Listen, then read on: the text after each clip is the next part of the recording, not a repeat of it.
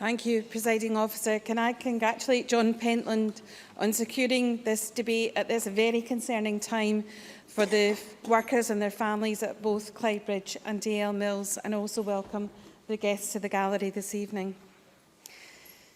Steel has been the defining industry of my hometown. Just ask a Motherwell supporter about the steel men.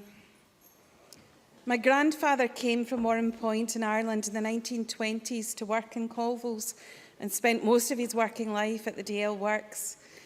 And Mr Pentland and I and many other members in this area from Lanarkshire will have attended award ceremonies in our school where the Colvilles Medal is still given out. It was the closure of Ravenscraig that brought me to politics.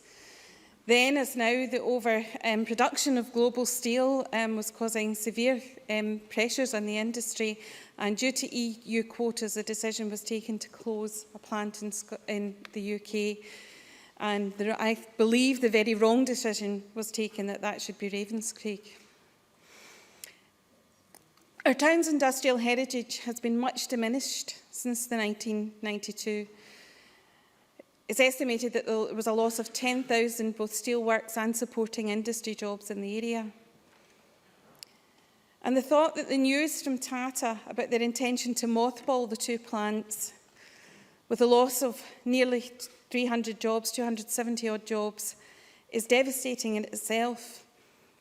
But the possible loss of that iconic industry from my hometown is simply heartbreaking.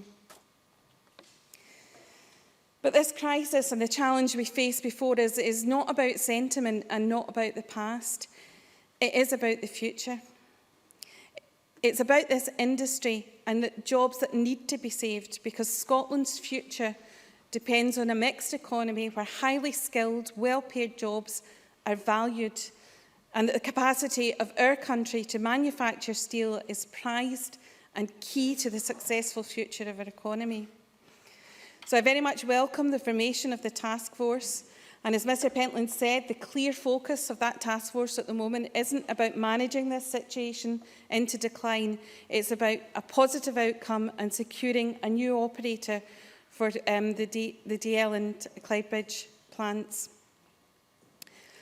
I take great heed from the message from our First Minister, who said that no stone will be left unturned in seeking to find an alternative operator or a positive outcome for Scottish Steel.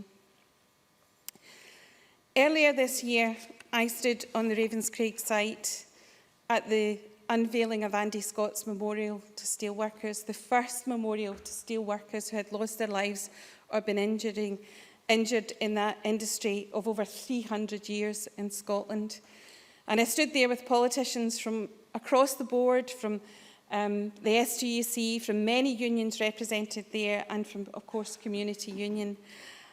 And I trust that today, from this chamber, we send out that same message of solidarity that we had today, that we will be doing everything we can to stand with you in this fight to save Scottish steel and the future of Scotland.